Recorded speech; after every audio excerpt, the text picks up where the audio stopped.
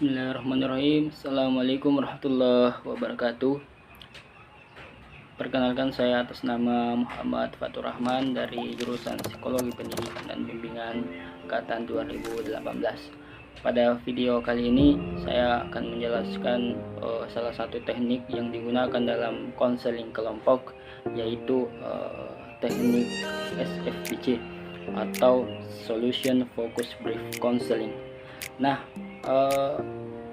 pada SFBC ini ya sering disebut dengan konseling yang berfokus pada solusi, yang merupakan salah satu teknik konseling pendekatan postmodern. Terapi ini berorientasi pada penyelesaian masalah, bukan pada masalah yang terjadi pada konseling. Nah, pendekatan ini berbasis pada potensi dan kekuatan konseling yang berfokus pada solusi dan masa depan konseling. Selanjutnya, bagaimana pandangan SFBC ini terhadap hakikat manusia? Jadi SFBC ini memandang bahwa manusia itu adalah makhluk yang sehat, yang mempunyai kompetensi dan memiliki kapasitas untuk membangun, merancang, serta mengkonstruksikan solusi-solusi sehingga ia tidak terus-menerus berkutat pada masalah-masalah yang ia hadapi.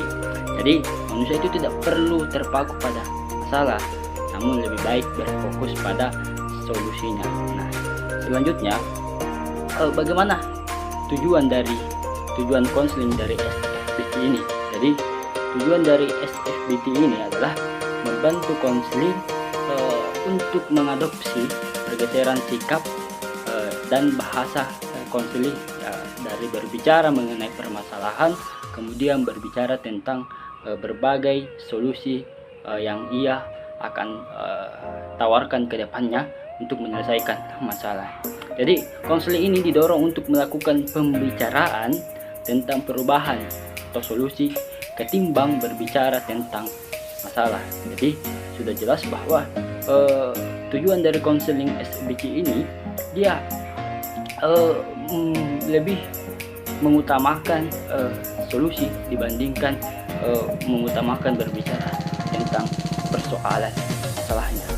Kemudian yang selanjutnya adalah bagaimana peran dan fungsi SFBC ini. Nah, proses terapi lebih banyak berkenaan dengan melibatkan pemikiran konseling tentang masa depan mereka dan apa saja yang mereka inginkan agar menjadi berbeda dengan kehidupan sebelumnya. Jadi konseling ini memposisikan dirinya dalam keadaan tidak mengetahui untuk meletakkan konseling dalam posisi sebagai orang yang ahli mengenai kehidupannya sendiri. Nah, konseling SFBC ini tidak mengasumsikan bahwa konseling ini mengetahui didasarkan pada isyarat kerangka mereka tentang berpikir dari tindakan dan pengalaman konseling. Tapi model ini mencetak suatu peran dan fungsi terapis yang sedikit berbeda dibandingkan dengan terapi atau konseling yang berorientasi tradisional, di mana terapi melihat dirinya sebagai seorang yang ahli menilai dan menanggapi. Kemudian bagaimana sih hubungan konselor dengan konseling dalam pendekatan SFBC? Nah, hubungan konselor dan konseling ini dalam SFBC sama halnya seperti orientasi konseling lainnya atau pendekatan yang lainnya. Namun dalam SFBC ini dia lebih meningkatkan kualitas dari suatu hubungan antara konselor dan konseling yang merupakan faktor penentu dalam hasil-hasil SFBC ini. Nah, penting untuk menciptakan suatu rasa kepercayaan sehingga konseling akan kembali untuk sesi-sesi selanjutnya dan akan mengikuti pekerjaan rumah yang disarankan oleh konselor. Nah, SFBC ini didesain menjadi singkat agar dapat dilakukan secara cepat sehingga konselor sesegera mungkin fokus berbicara tentang permasalahan kepada konseli dibandingkan dengan menggali permasalahan-permasalahan yang dihadapi oleh konseli.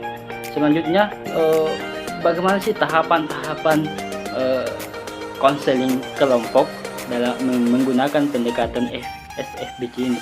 Jadi ada 4 tahapan yang digunakan dalam konseling kelompok menggunakan teknik atau pendekatan SFBC ini. Yang pertama adalah tahap pembentukan. Nah, dalam tahap pembentukan ini, di mana kegiatan pengungkapan dan pengenalan diri anggota kelompok disebut dengan kita mengungkap dan pengenalan diri sesama anggota kelompok. Pada tahap ini, sejumlah individu membentuk satu kelompok untuk melaksanakan konseling kelompok. Anggota kelompok memulai untuk melibatkan diri dalam kegiatan konseling kelompok dengan cara saling memperkenalkan diri. Pemimpin kelompok mengungkapkan tujuan diberikannya layanan konseling kelompok. Setelah itu, anggota kelompok menetapkan aturan-aturan yang digunakan dan disepakati oleh anggota kelompok lainnya. Kemudian tahap yang kedua adalah tahap peralihan. Nah, tahap peralihan ini menjelaskan hal-hal yang telah dibahas dan ditetapkan pada tahap sebelumnya, yaitu setelah perkenalan diri anggota kelompok, pengetahuan akan tujuan pelaksanaan konseling, aturan yang telah disepakati, dan peran konselor ini sebagai pemimpin kelompok. Nah, pada sesi ini konselor memastikan bahwa anggota kelompok bersedia untuk melaksanakan tahapan selanjutnya dengan diawali dengan janji konseling.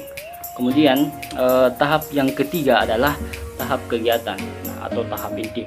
Nah, tahap kegiatan ini adalah tahapan inti dari kegiatan konseling. Nah, secara garis besar, anggota kelompok akan menceritakan permasalahan-permasalahan yang dihadapi secara random tergantung kesiapan masing-masing anggota untuk mengawalinya. Nah, permasalahan yang dijelaskan secara mendalam oleh masing-masing anggota kelompok dengan kesepakatan waktu oleh seluruh peserta. Nah, pada tahap ini, konselor menggunakan teknik-teknik SFBC untuk membantu konseli menemukan solusi atas permasalahan yang dihadapi oleh konseli secara merata. Artinya dalam tahap ini kita lebih cepat menemukan solusi karena lebih berfokus kepada solusinya dibandingkan masalah. Kemudian tahap yang terakhir itu adalah tahap pengakhiran. Nah, pada tahap pengakhiran ini konseli masih dibantu untuk membuat rencana atau planning dan merealisasikan solusi yang telah ditentukan oleh dirinya dan atas saran dari anggota kelompok lainnya untuk konsisten melaksanakannya. Dalam tahap ini konseli merefleksikan yang sudah dikerjakan selama mengikuti proses konseling kelompok. Nah, tahap ini merupakan tahap yang akhir dari proses konseling kelompok. Nah, yaitu kita membahas bagaimana permasalahan yang dimiliki oleh anggota kelompok dan anggota kelompok membuat kesepakatan untuk melakukan konseling kelompok di pertemuan berikutnya atau sesi berikutnya. Ya, jadi ini juga kita tetapkan kontrak waktu atau menetapkan waktu konseling kelompok selanjutnya. Nah, kemudian selanjutnya itu teknik-teknik yang digunakan dalam konseling kelompok SFBC itu apa saja? Yang pertama ada teknik expression finding question, yaitu pertanyaan tentang saat-saat di mana konseli bebas dari masalah. Kemudian ada teknik Merrill's question, yaitu pertanyaan yang mengarahkan konseli berimajinasi apa yang akan terjadi jika suatu masalah dialami secara ajaib dan dapat terselesaikan. Kemudian ada teknik scaling question, yaitu pertanyaan yang meminta konseli menilai kondisi dirinya, bagaimana kondisi dirinya dalam mengalami masalah saat ini, yaitu dalam pencapaian tujuan. Biasanya sih dia berdasarkan skala 1 sampai 10. Nah, kemudian teknik selanjutnya adalah coping question. Nah, pertanyaan yang meminta konseli mengemukakan pengalaman sukses dalam menangani masalah yang dihadapi oleh konseling tersebut. Kemudian yang kelima ataupun teknik yang terakhir dalam konseling kelompok SFBC ini adalah compliments. Jadi pesan tertulis yang dirancang untuk memuji konselor atas kelebihan, kemajuan, dan karakteristik positif bagi pencapaian tujuannya. Ya, saya rasa untuk penjelasan SFBC dalam yang digunakan dalam konseling kelompok ini yang bisa saya jelaskan, dan kurang lebihnya mohon dimaafkan. Billahi fi sabilillah, astabihul khairat. Assalamualaikum warahmatullahi wabarakatuh.